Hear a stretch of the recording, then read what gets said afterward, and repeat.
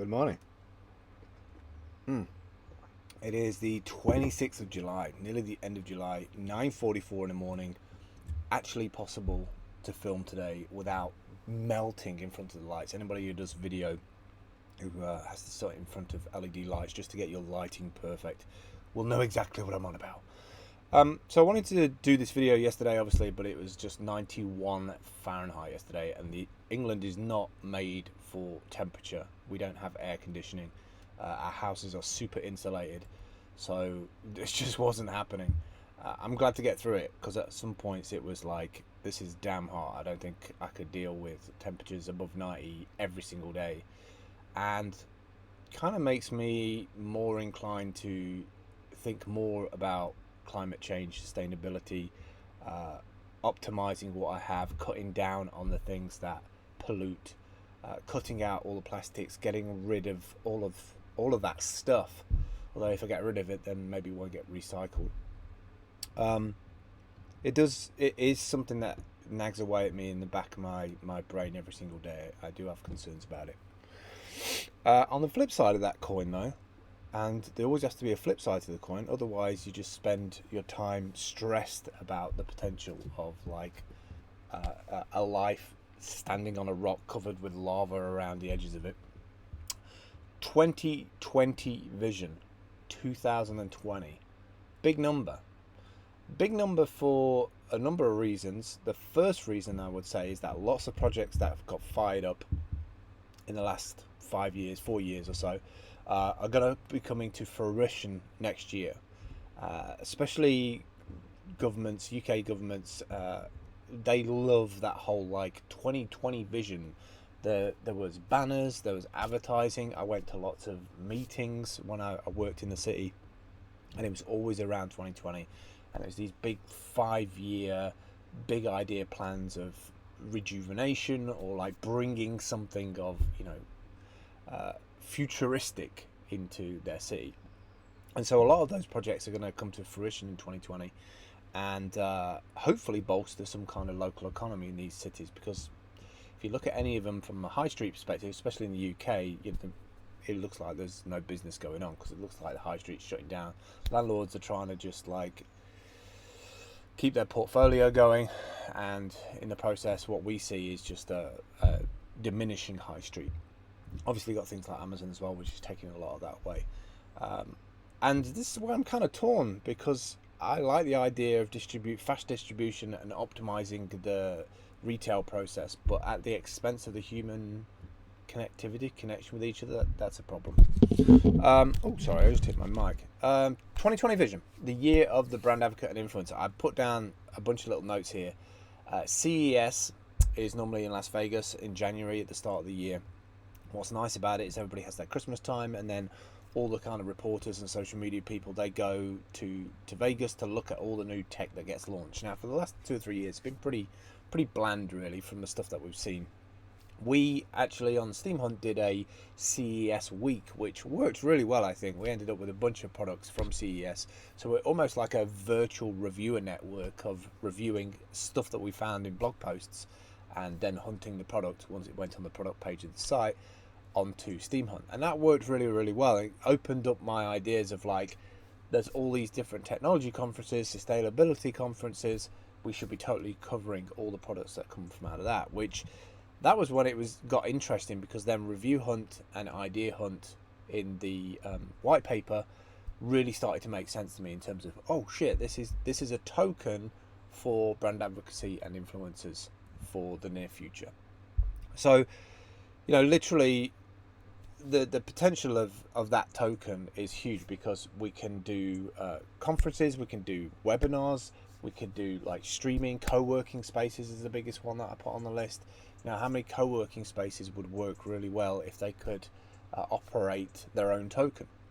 So incentivize you to use their space, use their resources, pay that daily bit of Ethereum, a bit like the ones that Andraki had shown us in New York and various other places where you can pay in Ethereum.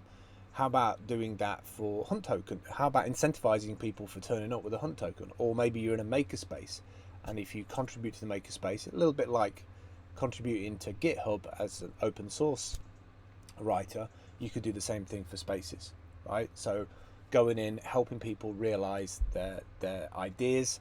Maybe kids come from a local school and you train them how to use a laser cutter and things like that, and you get paid in tokens. I think tokenomics is going to be like pen pals 3.0. It's going to be the most exciting thing, and I can totally see kids having a digital backpack of this stuff. I know that Firefox and their foundation tried to do something actually called backpack, and it didn't really take off. I'm still very interested in doing badges and stuff with that, but incentivizing them with tokens. So yeah, the Hunt token, global enabler. That's what I see it as in terms of makerspaces, co-working spaces, streaming, webinars, tokenization for your attendance, for your audience engagement. Another thing I wanted to put across here, why I think 2020 is going to be the year of influencers and brand advocates, is that Review Hunt will probably be one of the first sites that will be a digital portfolio of the things that you've done with brands. I don't know where I can go online and see, for instance, like Fun for Louis. Fun for Louis is digital portfolio of the clients that he's worked with. Now, he might have a website, or I might have to dig through some of his videos and see where he's got his compliance notification to say that this is an ad or a paid sponsorship.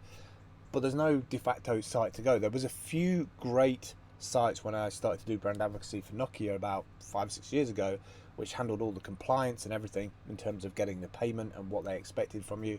But they kind of died off, which confused me, because I thought that was just a business model waiting to explode for digital, because at some point you're going to have to track that stuff, especially if it's going to, the budget's going to tighten up and you're going to have to like really monitor your spend.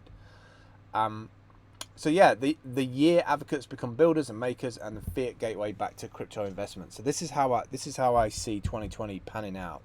I see Review Hunt turning up, everybody crushing it on there, everybody getting a slice of the pie in terms of brand advocacy for brands, marketing spend coming in. Then once you've built your portfolio up, some of these ideas and products that you might have been thinking about for the last couple of years that you wanted to realize how expensive that was going to be, now there's a potential to do that with Idea Hunt next year. So imagine being able to take 5 or 10 products that were built by decentralized methods that were funded by a token from a tokenomics process, and then also describing to all of these other purveyors of technology and products at CES that yeah, this was crowdfunded but using a cryptocurrency, using a crypto coin, and here's our suite of tools: Steam Hunt, Review Hunt, Idea Hunt. I truly believe that 2020 is the year for that. And if you can get in with some of these, even if you can't get in with some of these product manufacturers, great if you can, great if they can pay some fiat into our crypto gateway, which obviously then we can buy tokens on Steam Engine or put back into Steam. But even if we can't, being able to go there and saying, I crowdfunding this from this 20,000 strong group of hunters, and these are the Hunt tokens, these are the money that they've put into this to fund this to happen, then all of the stuff I was talking about above starts to happen, because I'm going to need a makerspace, right? I'm going to need a makerspace to go and build out that product. So what does a makerspace get from me? They get the fact that I'm going to be talking about my product in their space. They can incentivize me with Hunt tokens, or I can pay those people Hunt tokens for my time in their space, and describe the whole process. I just think it's a no-brainer. The biggest problem with technology in terms of getting something built or realizing some idea is getting funding, and it always used to be a nightmare to put grant funding together. You have to write out all this grant funding, you have to meet up with a bunch of people, they have to see if they like you and all of this stuff. I want it all to be algorithmic. I want it to all be an algorithm. It shouldn't be about race, color, creed, education, intelligence. Shouldn't be any of that. If you can deliver and you've got the hustle, you've got the work, you can put in the work, you can learn a piece of software, you can network with a bunch of people and work with them. Algorithms are the way, man. I'm telling you, like working algorithmically, that's the future for me. Tokenomics, my time being paid for by mathematical equations of my time and involvement is the future, without a doubt. Otherwise, you're just going to end up wearing like 20 odd hats for the rest of your life doing different jobs. Anyway, that's me for today. I need coffee. I've got a bunch of stuff to do today. I've been working on this You probably can't see it, but I've been working on this layout on. There's a whole bunch of different whole different elements there of different sections that you can step through, and I'm building out these little blocks that slide in so I can automate everything, and that way it just makes the whole process super simple, because I don't even have to look at OBS. I can just like jump in and step through 1 2 3 4 5, end recording, encodes it.